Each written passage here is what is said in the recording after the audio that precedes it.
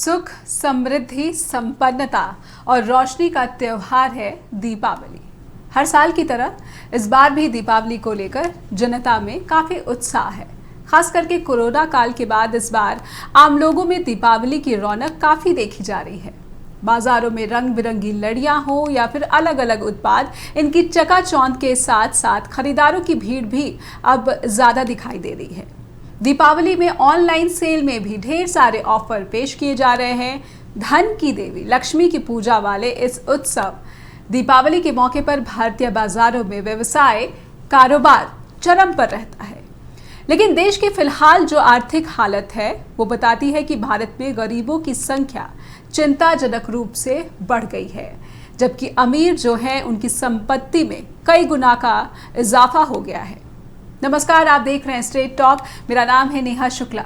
Social equality, इस लिहाज से इस वक्त भारत में अमीर और गरीब के बीच की खाई खतरनाक रूप से बढ़ती नजर आ रही है। वर्ल्ड बैंक की रिपोर्ट में कहा गया है कि भारत में 5.6 करोड़ लोग 2020 के कोरोना काल के दौरान गरीब हो गए। इस रिपोर्ट में centre for monitoring Indian economy के डेटा का हवाला दिया गया था। वहीं इस बार त्योहारों के सीजन की शुरुआत में ही लग्जरी आइटम्स पर लोगों ने बेतहाशा खर्च किए। कंज्यूमर गुड्स बनाने वाली कंपनियों की माने तो ऐसी वस्तुओं की मांग सबसे ज्यादा है जिनकी कीमत $2000 के आसपास है, जबकि गौर करने वाली बात यह है कि भारत में प्रति व्यक्ति की जो सालाना आय है वो लगभग $2000 है। ये स्थिति कहती है कि देश में अमीर और गरीब की खाई कितनी गहरी हो गई है। आइए आज इस मसले से जुड़े हमारे जो सवाल है उन्हें देख लेते हैं कि ये सवाल क्या है। हमारे जो आज के सवाल हैं वो हैं कि क्या भारत सरकार की गरीबी उन्मूलन योजनाएं असफल हो चुकी हैं? क्या भारत में तेजी से होता निजीकरण गरीबी का कारण बन रहा है? क्या मध्यम लघु उद्योगों को बड़ी कंपनियों के मुकाबले कम सरकारी सुविधाएं मिल रही हैं? क्या मोदी सरकार अच्छे दिन लाने में असफल रही है? तेजी से बढ़ती अर्थव्यवस्था के बाद भी गरीबों की बढ़ती संख्या क्या दर्शाती है?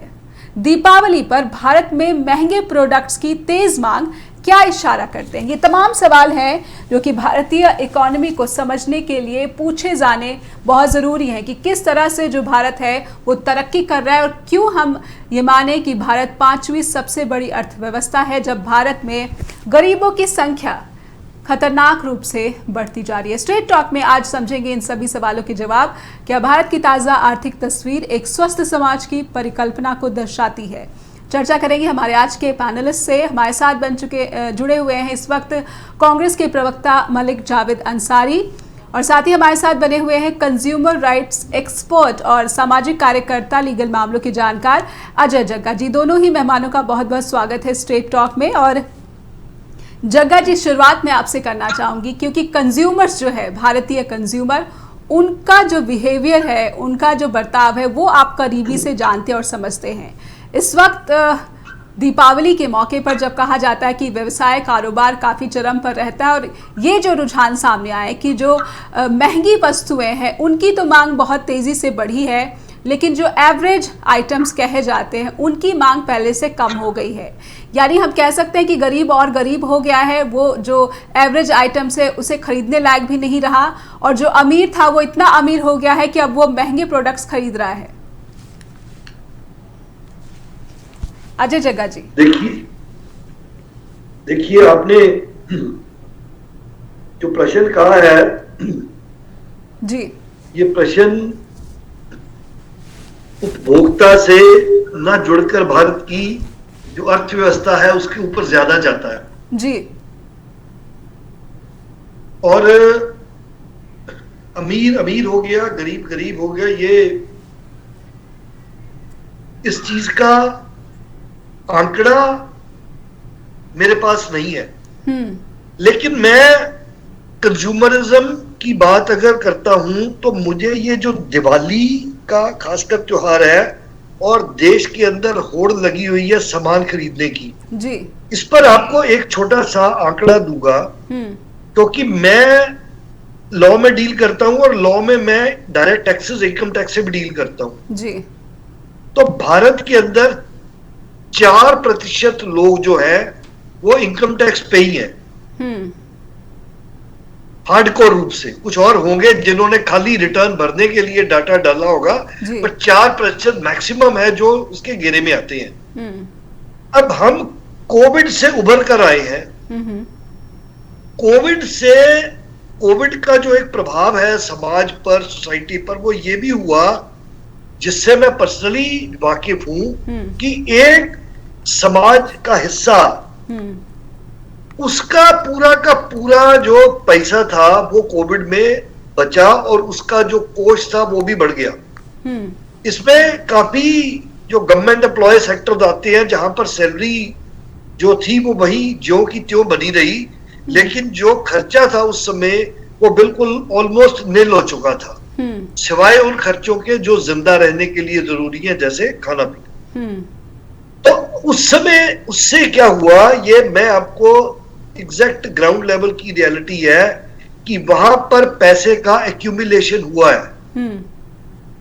और 2020, 2021 इन दोनों सालों में कोई मेजर त्योहार के अंदर शॉपिंग जो है वो नहीं हुई है।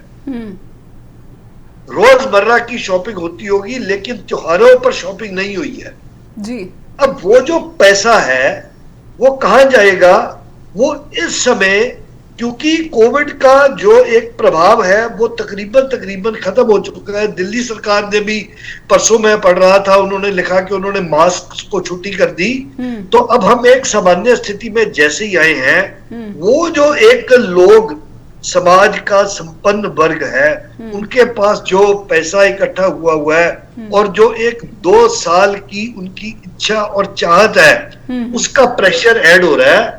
तो आपको समाज के अंदर, शॉपिंग के अंदर इन लोगों का प्रभाव बहुत ज्यादा नजर आएगा कि वो बहुत ज्यादा हाई वॉल्यूम पे शॉपिंग हो रही है, एक्सपेंसिव भी हो रही है। ऑनलाइन है, ऑफलाइन है, वो एक अलग टॉपिक है कंज्यूमर प्रोटेक्शन का जी। लेकिन साइमल्टेनियसली जो कोविड के प्रभाव में जो लोग गरीबी से जूझ रहे थे, उनको जो कोविड के प्रभाव आए, जैसे जो रोजमर्रा की दिहाड़ी करते थे लोग जी, उनकी दिहाड़ी नहीं हुई, उनमें गरीबी और बढ़ी जी। कुछ गरीब परिवारों के अंदर भी बहुत ज्यादा मृत्यु के केस सामने आए हैं कोविड के अंदर। उनके घर भी जो आर्थिक स्थिति है वो बहुत अच्छी नहीं है। दिहाड़ीदार मजदूर, अप्रवासी मजदूर, इनके तो कोविड का प्रभाव पड़ा ही है जी। तो ये तो हालात सुधरने से खाली अपने डे टू डे, जिसको लाइवलीहुड कहते हैं, रोजमर्रा की कमाई पर ही टिके हुए हैं। तो ये जो खाई है ये आपको इस समय इसीलिए ज्यादा नजर आ रही है क्योंकि गरीब उस समय में ज्यादा गरीब हो गया और अमीर उस समय में, खासकर जो एम्प्लॉयमेंट सेक्टर था उसके अंदर, जैसे गवर्नमेंट एम्प्लॉय से जहां सैलरीज एज इट इज चलती रही, वो खर्चा कम हुआ, कमाई जो थी वो नॉर्मल होती रही। उसके बाद एक दौर आया जिसमें ऑनलाइन शॉपिंग ज्यादा शुरू हो गई, लोग कोविड को अवॉइड करने लगे। तो ये जो इस समय जो प्रभाव है हिंदुस्तान के अंदर, ये सीधा कोविड, सरकारी कर्मचारियों की बचत को आप मानते हैं कि ये सीधा जो मनी एक्यूमुलेशन जिसकी बात आप कर रहे हैं, वहां पर सरकारी जो कर्मचारी है उनके पैसे की आप बात कर रहे हैं। एक छोटा सा ब्रेक यहाँ पर अजय जग्गा जी लेंगे, लेकिन जानना चाहेंगे कि जो विपक्ष में कांग्रेस है उसका इस मामले पर क्या कहना। हमारे साथ मलिक जावेद अंसारी बने हुए हैं। एक छोटा सा ब्रेक यहाँ पर लेंगे और ब्रेक के बाद फौरन लौटेंगे। ब्रेक के बाद फिर से स्वागत है आपका। आप देख रहे हैं स्ट्रेट टॉक और हम समझने की कोशिश कर रहे हैं कि क्या दिवाली के मौके पर इस बार गरीब का दिवालिया निकला हुआ है और अमीर की दिवाली मन रही है। हमारे साथ बने हुए हैं अजय जग्गा जी, सामाजिक कार्यकर्ता, लीगल मामलों के जानकार भी हैं, उपभोक्ता को समझते भी हैं, भारतीय उपभोक्ता किस तरह का बर्ताव करता है। हमारे साथ कांग्रेस के प्रवक्ता बने हुए हैं मलिक जावेद अंसारी, उनसे बातचीत आगे बढ़ाते हैं। जावेद साहब, ब्रेक पर जाने से पहले आपने सुना कि अजय जग्गा जी का क्या यहाँ पर उनकी बात है या राय है कि ये जो अमीर और गरीब की खाई की बात हो रही है, उनके जो स्टडी है, उनके अध्ययन से ये कहना वो चाह रहे हैं कि सरकारी कर्मचारियों का पैसा इकट्ठा हो गया कोरोना काल के दौरान क्योंकि खर्चा जो था वो सीमित था। और आप इस जो रिपोर्ट आई है, वर्ल्ड बैंक की रिपोर्ट आई है, साथ ही साथ जो एक और कंज्यूमर से रिलेटेड रिपोर्ट आई है कि अमीर और गरीब की जो खाई है देश में, वो सोशल इक्वालिटी पर एक बहुत बड़ा प्रश्न चिन्ह है। आपका क्या कहना है? बता दें। बिल्कुल, कांग्रेस तो ये मुद्दा बहुत पहले से उठा रही है कि अमीर अमीर हो रहा है और गरीब गरीब हो रहा है। और एक रिपोर्ट आई थी Oxford poverty and human development initiative की, उसमें कहा गया था कि 2004 से 2014 तक मनमोहन जी की सरकार थी और उसमें उस सरकार के दौरान 27 करोड़ लोगों को पॉवर्टी लाइन से बाहर निकाला गया था। और उसी रिपोर्ट में यह भी बताया गया था जो मोदी सरकार पिछले 5 साल में यानी 14 से 19 तक है, उसने 23 करोड़ लोगों को पॉवर्टी लाइन में धकेल दिया। और अभी 2-4 दिन पहले ही वर्ल्ड बैंक की रिपोर्ट आई है, उसमें कहा गया है केवल एक साल में यानी 2020 में वर्ल्ड बैंक कह रहा है कि 5 करोड़ 60 लाख लोगों को गरीबी की रेखा के नीचे धकेल दिया गया है।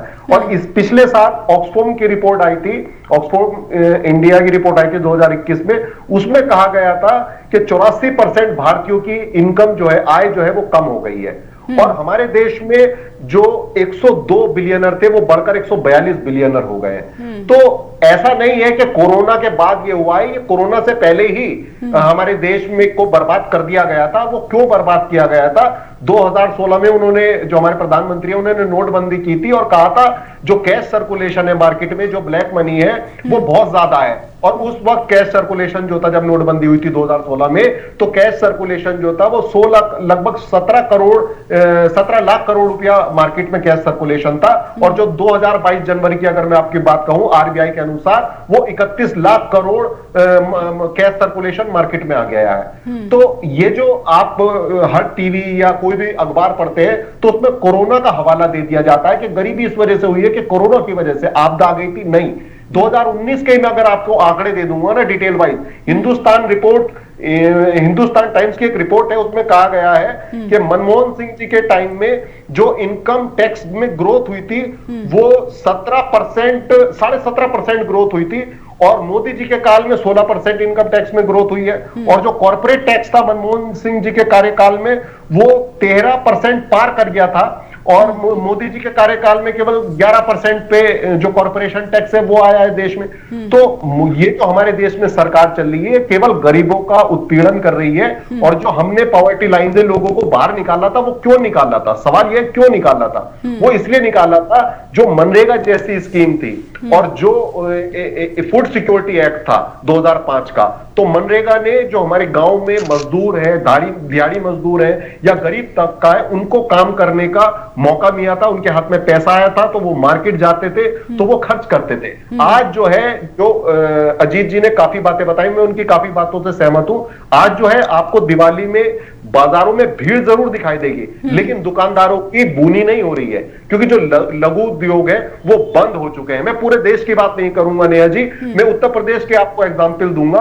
और उत्तर प्रदेश में आप भदोई में कारपेट इंडस्ट्री थी वो नष्ट हो गई, मुरादाबाद में पीतल इंडस्ट्री थी वो नष्ट हो गई, और मेरठ में खेल का सामान बनते थे वो नष्ट हो गए, और कानपुर और आगरा में चमड़ा उद्योग था बहुत बड़े स्तर पे, जो लेदर के प्रोडक्ट्स बनते थे वो सब नष्ट हो गया है। तो रोजगार हमारे देश में हमारे लोगों को देता था वो स्मॉल मीडियम बिजनेसेस देते थे, वो मोदी जी ने अपने मित्रों को फायदा पहुंचाने के चक्कर में वो ध्वस्त कर दिए। इसलिए हमारे देश में गरीब गरीब हो रहा है और अमीर अमीर हो रहा है। तो ये कांग्रेस का पक्ष जो कि मलिक जावेद अंसारी यहाँ पर रख रहे थे। अजय जग्गा जी, मैं समझना चाहूँगी कि देश में जो कांग्रेस का कहना है कि उन्होंने जो कुछ नीतियाँ लाई थी उसका रंग दिखने लगा था कि जो गरीब है वो कुछ सामान खरीदने की क्षमता और सामर्थ्य में आया था। और कोरोना से पहले ही मोदी सरकार की नीतियाँ ऐसी रही हैं कि जो इन्होंने नोटबंदी का जिक्र किया, उसके बाद जो बैंकों का भी जो है एकीकरण करने की कोशिश की गई या फिर प्राइवेटाइज करने की कोशिश की गई। इन्होंने जो एग्जाम्पल दिए उत्तर प्रदेश के कि कुछ लघु और मध्यम मझोले जो कारोबार हैं वो ठप हो गए। एक बड़ा आरोप जो है लगता रहा है मोदी सरकार पर कि कुछ खास बड़े जो कारोबारी घराने हैं उनको ही फायदा पहुंचाया जाता है, रियायतें दी जाती है, उनके पैसे में तो 6 गुना 7 गुना का इजाफा हुआ है, लेकिन स्मॉल एंड मीडियम एंटरप्राइजेज जो हैं वो बिल्कुल ठप हो गए हैं। कोरोना के बाद भी जिस तरह से उन्हें रिकवर करना चाहिए था वो नहीं हो पा रहे हैं। देखिए, किसी भी देश की जो जीडीपी है, ग्रॉस डोमेस्टिक प्रोडक्ट है, या उसकी जो जीडीपी आपके लिसनर्स के लिए सिंपल भाषा में कहें तो जो उसके वस्तु और सेवाओं की बिक्री के ऊपर जो टोटल पैसा आता है, that is known as GDP. Total sum of sale of goods and services GDP है। अब जब आप गुड्स हिंदुस्तान के अंदर भी नो कि 2016 के अंदर कॉन्स्टिट्यूशनल अमेंडमेंट एक्ट आ गया, 2017 में जीएसटी लॉ आ गया, तो गुड्स एंड सर्विसेज का सारा स्टैटिस्टिक्स इकट्ठा हो गया और देश में पहली बार जीएसटी काउंसिल का निर्माण किया गया, जो इतिहास में कभी नहीं हुआ, जिसके अंदर सभी राज्यों के जो वित्त मंत्री है वो उसका हिस्सा है। क्योंकि जीएसटी आने से पहले फाइनेंस मिनिस्टर्स कॉन्फ्रेंस हुआ करती थी, जिसके अंदर फिर टुगेदर करके जीएसटी आ गया। अब जीएसटी आने के बाद जो अब सेल्स के आंकड़े हैं, प्रत्यक्ष को प्रमाण नहीं, मैं जावेद साहब की बात ठीक है, उनके अपने इश्यूज हैं, बट मेरा कोई पॉलिटिकल इसमें इशू नहीं है। मैं तो ये कह रहा हूं कि सितंबर की जो जीएसटी की टैक्स कलेक्शन है वो 1.5 लाख करोड़ के पार चली गई है। ये आंकड़ा जो है ये कभी फैब्रिकेटेड नहीं हो सकता, इसको आप फज नहीं कर सकते। वजह ये है कि जो ये आंकड़ा है ये ऑनलाइन पोर्टल से सेल्स के ऊपर आता है। पंजाब, हरियाणा, यूपी, अभी क्योंकि मैं चंडीगढ़ से हूं तो अभी पंजाब ने कल ही दिया है कि Punjab boast of their GST turn मतलब टैक्सेस गोइंग बियॉन्ड 10,000 करोड़।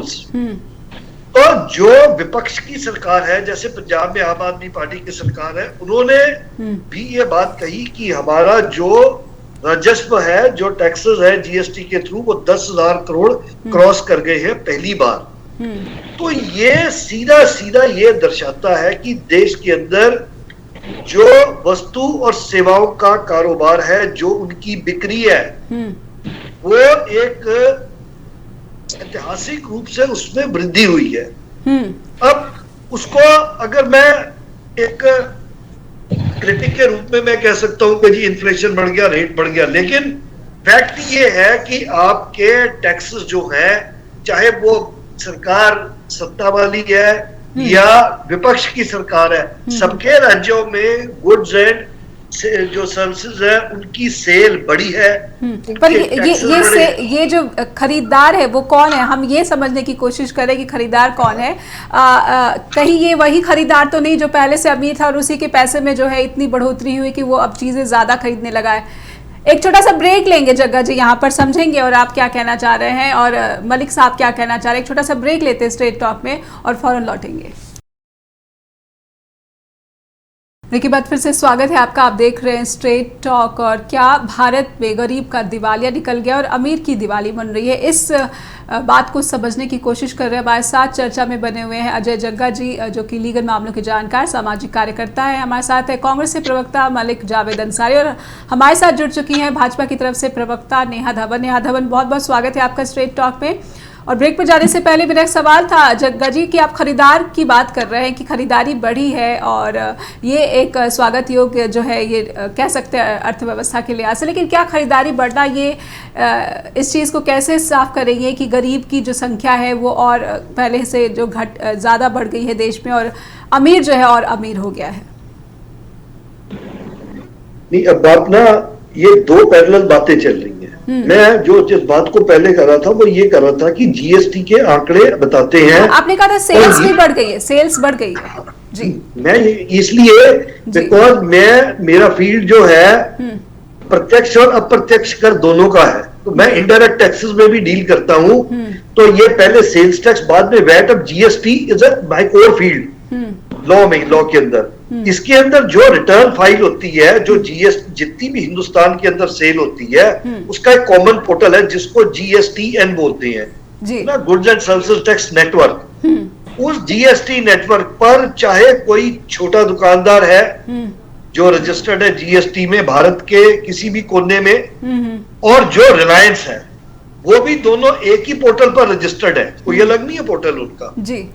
और जो सेल एक नॉर्थ ईस्ट या उत्तर प्रदेश या कहीं बिहार के अंदर कोई छोटा दुकानदार सेल कर रहा है, जब वो अपनी रिटर्न फाइल करता है वो भी उसी पोर्टल में जाती है जिसमें रिलायंस और टाटा की जाती है। ठीक है। हाँ। तो हिंदुस्तान की जितनी राज्य सरकारें हैं कि जहां जहां जो सेल होती है वो उसी पोर्टल में जाती है, उसके अंदर कोई बाइफर्केशन, कोई डिस्टिंक्शन नहीं है। और उसके अंदर ऐसा भी है कि अगर मैं चाहूं तो मैं जाकर स्टेट एडमिनिस्ट्रेशन के अंदर, क्योंकि अब प्रत्यक्ष कर की समिति का सदस्य हूं, मैं उसमें जाकर देख सकता हूं। अब तो प्रेस इंफॉर्मेशन ब्यूरो ने भी डेटा दे दिया कि यूपी में कितनी है, पंजाब, बिहार, हिमाचल सब में कितनी है। तो उसमें कोई सत्ता या विपक्ष का प्रश्न नहीं है जी। और जब वो सेल एक किराने की दुकानदार कर रहा है वो, और वही सेल एक मर्सिडीज का शोरूम कर रहा है, सबकी सेल्स में इजाफा हुआ है, तो मैं ये नहीं कह सकता कि ऐसे है कि जो किराने का सामान है, जो हमारी जो जनता एक पॉवर्टी लाइन के नीचे रहती है, वो जो चीजें इस्तेमाल करती है उसकी सेल नहीं है। ये जो वृद्धि है ये खाली लग्जरी गुड्स की है, ऐसा कोई डाटा या कोई सत्य नहीं है। पर ये वृद्धि, महंगाई भी तो एक वजह हो सकती है। जो प्रोडक्ट्स के दाम है वो बढ़ गए हैं।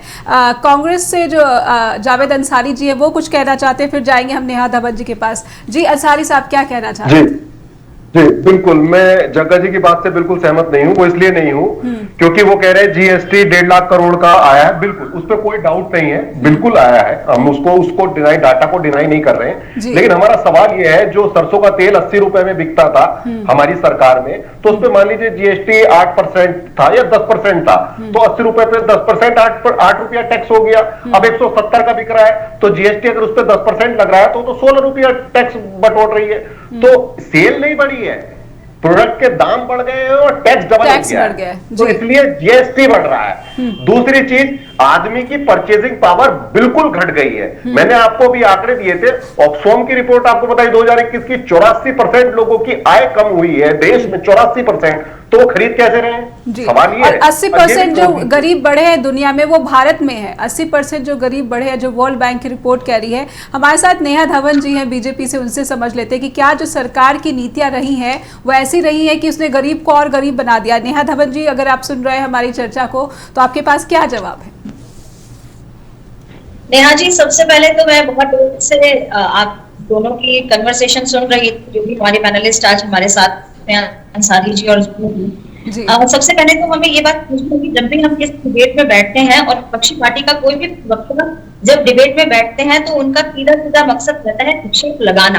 वो लॉजिकल बात नहीं करते हैं। जग्गा जी किसी भी पार्टी से संबंध नहीं रखते, ना वो कांग्रेस से है ना वो बीजेपी से हैं। वो एक आम व्यक्ति और एक की तरह से इस अर्थव्यवस्था सोच रहे हैं, भाजपा के सरकार की पॉलिसीज को एनालाइज कर रहे हैं।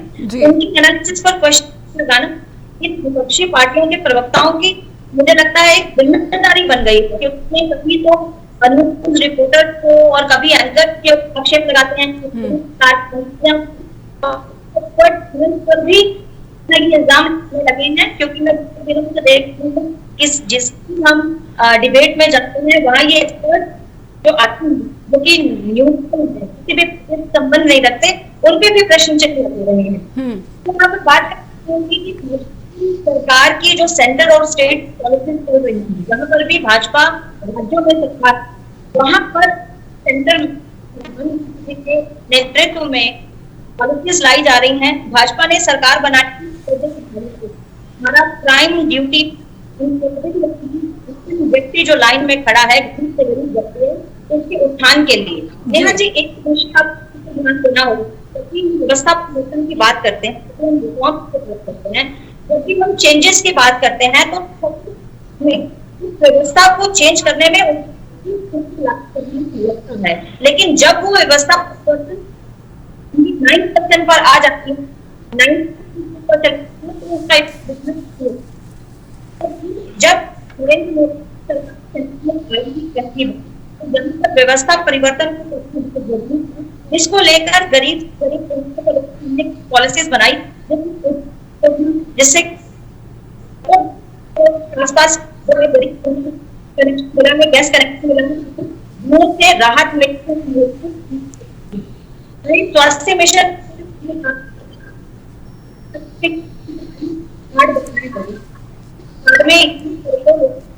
जी नेहा जी, आपकी आवाज शायद स्पष्ट रूप से नहीं मिल पा रही है मुझे। तो बीजेपी की तरफ से नेहा जी जो बात रखना चाह रही है, जो मुझे समझ में आ रहा है कि वो हेल्थ स्कीम की बात कर रही हैं और मुफ्त अनाज की खाद्य गारंटी की बात कर रही हैं, लेकिन यहाँ पर जो गरीबी की बात कर रहे हैं कि उसको रोजगार नौकरी के लिए आपने क्या किया? जी आवाज सही है? अभी आ रही है। आपने नौकरी के लिए क्या किया? जो गरीब जो कोरोना से पहले नौकरी करता था, कोरोना में उसकी नौकरी छिन गई और उसकी खरीदने की क्षमता है जो खत्म हो गई, सामर्थ्य, मैं ग्रामीण इलाकों की बात कर रही हूँ। ये जो आंकड़े सामने आए हैं, जो ज्यादा खर्च करने के केपेबल बन गए हैं, वो शहरी इलाकों के माने जा रहे हैं, और जो गाँव में लोग हैं जिनकी जो खरीद की क्षमता है वो कम हुई है।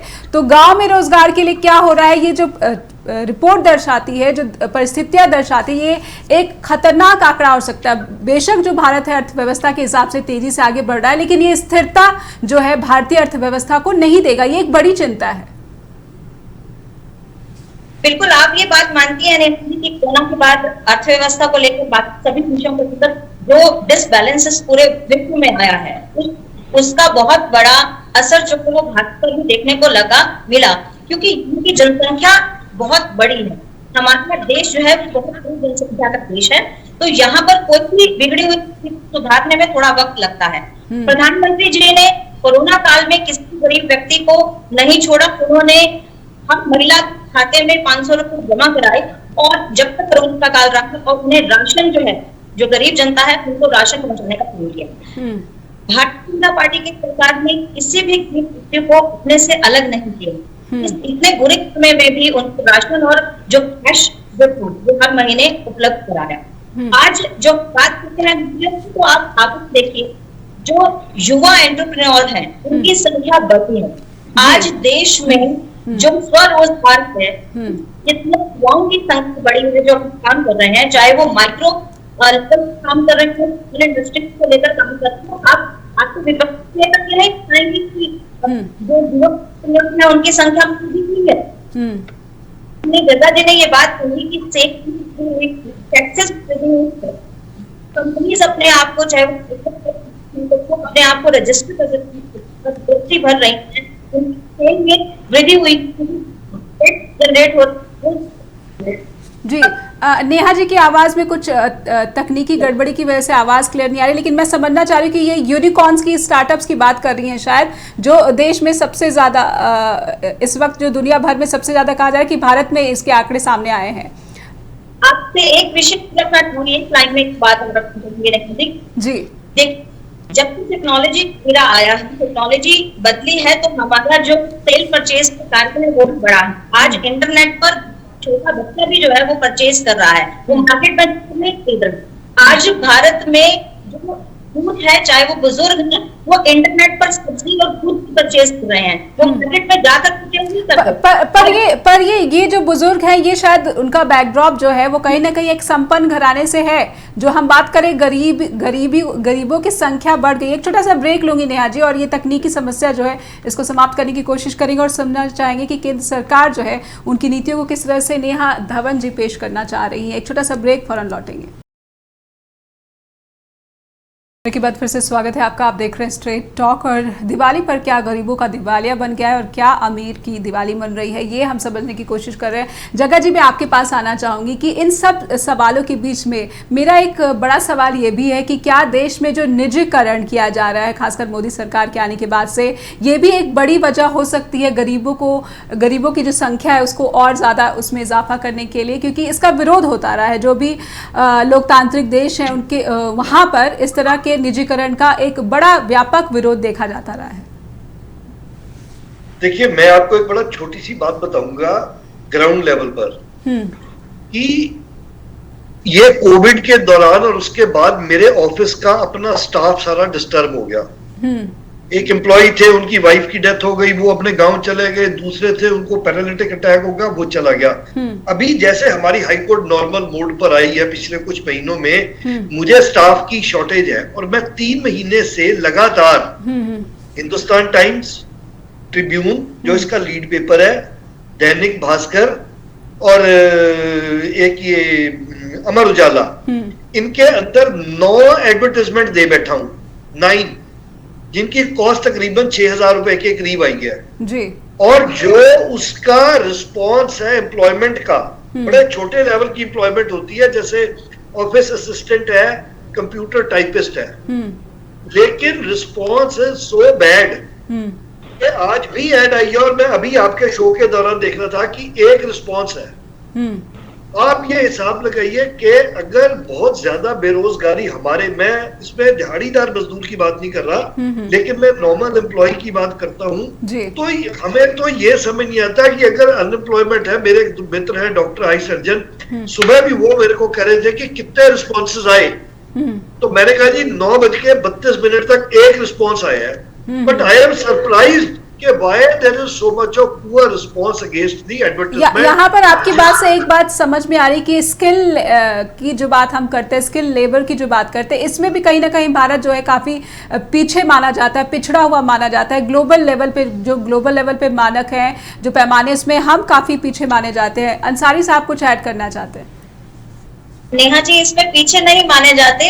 पूरे विश्व लेवल पर मशहूर बात है कि जितने दुबई में, जितने हमारे गांव में, ऑस्ट्रेलिया में, स्किल पैरामीटर की बात हम करें, स्किल्स को लेकर एक सवाल उठाया जाता है। मैं बात पूरी करता हूँ जी। मैं ये कहना चाह रहा हूँ नेहा जी, अभी अजीत जी ने कहा कि उन्होंने ऐड दिया और नौकरियों में मतलब उनको रिस्पॉन्स अच्छा नहीं आया जी। अभी मैं आपको गवर्नमेंट का एग्जाम्पल देता हूँ। अग्निवीर योजना इन्होंने निकाली थी, 3,500 पद निकाल लेते एयरफोर्स में, 10 दिन में 7 लाख का एप्लीकेशन आ गई थी। 1.5 लाख पिछले 3 सालों में 1.5 लाख पद खाली हुए हैं आर्मी में, हमारी सेना में। कितनी भर्ती हुई? 3,000 अग्निवीर भर रहे हो आप। और दूसरी बात जो अभी नेहा दबन जी कह रही थी कि जो देश में इंटरनेट पे सामान बिक रहा है, गांव का आदमी भी सामान खरीद रहा है, तो हम यही तो कह रहे हैं, जो इंटरनेट पे ट्रेड कर रही है, बड़ी बड़ी अमेजोन है या फ्लिपकार्ट है या मिंत्रा है, कोई भी कंपनी जो ऑनलाइन सेल करती है, ट्रेड करती है, तो यही तो हम कह रहे हैं कि अमीर और गरीब में खाई हुई है। जो यहाँ की दुकानदार है, कस्बों के, गाँव के छोटे छोटे जो दुकान खोल के, लेकिन नेहा जी ने यूनिकॉर्न्स की जो नए नए स्टार्टअप्स है, उनकी भी एक बड़ी तादाद भारत में बढ़ी है और इसे एक पॉजिटिव सेक्टर की तरफ से देखा जा रहा है। कांग्रेस ये मानेगी जी, ठीक है, पॉजिटिव देख लीजिए। लेकिन मैं कुछ और आपको अर्थव्यवस्था के आंकड़े दे देता हूं। पिछले 8 सालों में 5,35,000 के बैंक फ्रॉड हुए। एवरेज 100 करोड़ रुपए का फ्रॉड रोज हो रहा है बैंकों में। और दूसरी बात मैं कहूंगा, 12 लाख एनपीएस हो गए हैं देश में पिछले 8 सालों में, और 10 लाख करोड़ से ज्यादा का इन्होंने राइट ऑफ कर दिया। बैंकें ध्वस्त कर दी गई। और आपने भी निजीकरण की बात की थी नेहा जी, निजीकरण में इन्होंने एक स्कीम चलाई है, नेशनल मोनेटाइजेशन पाइपलाइन स्कीम। उसके अंतर्गत 2024 तक ये 6 लाख करोड़ की संपत्ति बेचने का वित्त मंत्री ऐलान कर चुकी हैं। ये इनको शायद पता नहीं है। देश बिक रहा है और बेरोजगारी इस चरम पे। आप जम्मू कश्मीर का डाटा उठाइए, कितनी बेरोजगारी है। 24% सीएमआई की रिपोर्ट बता रहा हूं मैं कल की, 23% है। हरियाणा में 24% बेरोजगारी दर है जी। तो इनको भी अंदाजा नहीं है क्या हो गया है देश में। सारे पूरे देश में आप नौकरी उठाइए, सेंट्रल गवर्नमेंट, स्टेट गवर्नमेंट की, कम से कम 65 लाख पद खाली पड़े हैं। क्यों नहीं भर रहे हैं? मोदी सरकार इतिहास में ऐसी सरकार है जो 70 सालों में देश पे कर्ज हुआ था, वो 54 लाख करोड़ का कर्ज हुआ था, और मोदी जी ने वो बढ़ाकर 146 लाख करोड़ का कर दिया है। और मार्च में ये बढ़कर 153 लाख करोड़ का कर्ज हो जाएगा। 300 गुना देश पे कर्ज होने वाला है।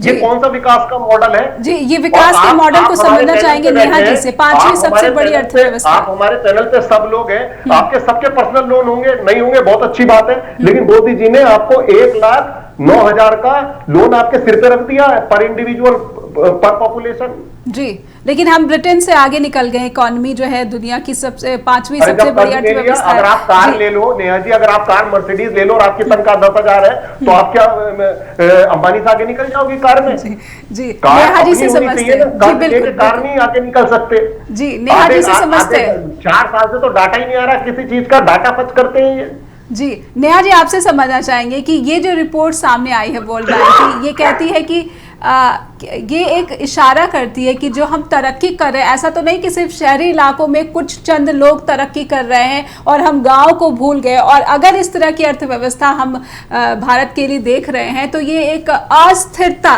भारत के भीतर जो है इसे और ज़्यादा बढ़ा देगी। और ये सोशल इक्वालिटी जो हम कहते हैं किसी भी लोकतांत्रिक देश के लिए ये सही नहीं है। नेहा जी, मैं आपकी बात से बिल्कुल सहमत हूँ।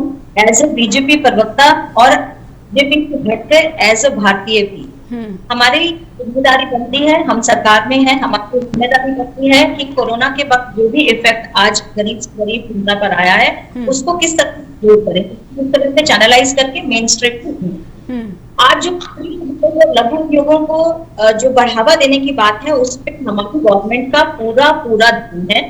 उनको बढ़ावा देने के लिए बहुत सारी कृषि पॉलिसीज, चाहे वो एमपी के लिए, छत्तीसगढ़ के लिए हो, ऐसी जनजातीय कुटीर उद्योगों पर ही निर्भर है, वहां पर चलाई जा रही है। अंसारी जी ज्यादा अच्छे से जुमलाबाजी हो गई, क्योंकि इन्होंने बात की उनकी मैंने जुमलेबाजी नहीं की है, मैंने फैक्ट्स बताए आपको। आरबीआई की रिपोर्ट के अनुसार सारे डाटा दिया है, अपने डाटा जी। नेहा जी की बात पूरी कर लेने दीजिए। जी नेहा जी, एक पक्ष देखा एप्लीकेशंस, लाखों में एप्लीकेशन पहुंच गई। मैं अंसारी जी को दूसरा इसका पहलू देखने के लिए कहूंगी कि आप लोगों की सरकार को 75 साल देश पर आपने राज किया, युवाओं को आर्मी में भर्ती होने का इंटरेस्ट खत्म हो गया था। आप 75 साल में ही की व्यवस्था कायम कर पाए कि युवा जो थे वो इंटरेस्ट नहीं हो पा रहे थे कि वो आर्मी में भर्ती हो। लेकिन ये भारतीय जनता 14 लाख आर्मी देश की है, वो आपने बनाई है, वो आपने रिक्रूट किए 14 लाख लोग, वो हमने ही तो रिक्रूट किए 14 लाख लोग जी। अंसारी जी नेहा जी को बात पूरी कर लेने दीजिए। जी, अंसारी जी संख्या की बात नहीं करेंगे यहाँ पर, जनसंख्या की पहलू को अंसारी जी बात नहीं करेंगे। मैं यहाँ पर बीजेपी परिवर्तन के टैग से साइड होकर भर्ती होने पे कहूंगी कि एक देश कानून की बात हम क्यों नहीं करते हैं, जनसंख्या की बात क्यों नहीं करते हैं। जनसंख्या पर कंट्रोल होगा तो बहुत सारी समस्याओं पर कंट्रोल होगा।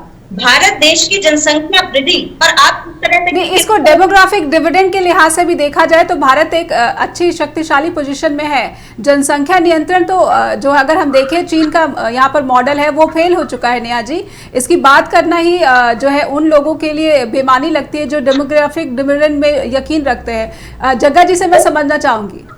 जी, आप भी ग्लोबल मीडिया हैं, चीन में लोकतांत्रिक शासन नहीं है, इंडिया में लोकतांत्रिक शासन है और यहाँ पर जनसंख्या का अच्छी तरह से कैलकुलेट होता है।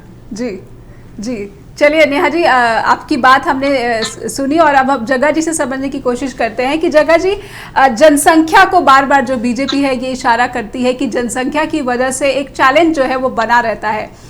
लेकिन मैं ये समझना चाहूँगी कि जनसंख्या एक जो समझते हैं कि एक ताकत भी होती है, किसी भी देश की अर्थव्यवस्था को तेज़ी से अगर आगे बढ़ाना है तो यही जनसंख्या एक आपको शक्तिशाली पोजीशन में रखती है। इसके बावजूद जो है अगर रोजगार नहीं मिलेगा, प्राइवेटाइजेशन रहेगा और छोटे और मिडिल एंटरप्राइजेज जो हैं वो अच्छा परफॉर्म नहीं करेंगे तो अस्थिरता जो है भारतीय अर्थव्यवस्था की वो लगातार बनी हुई है और ऐसा लग रहा है कि निकट भविष्य में भी हम इसमें सफल नहीं हो पाएंगे।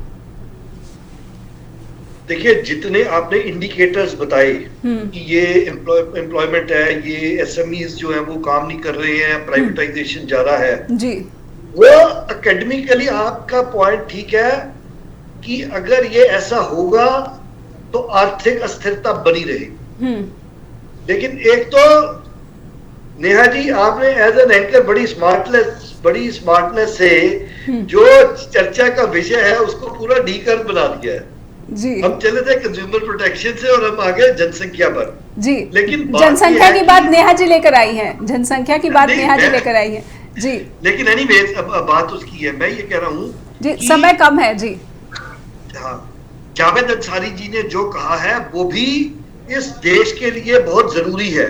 विपक्ष का तेज तर्रार होना एक बहुत जरूरी बात है, बहुत अच्छी बात है। अंसारी जी के पास सारे डाटा है। सत्ता पक्ष काम करता रहे उसके लिए बहुत जरूरी है।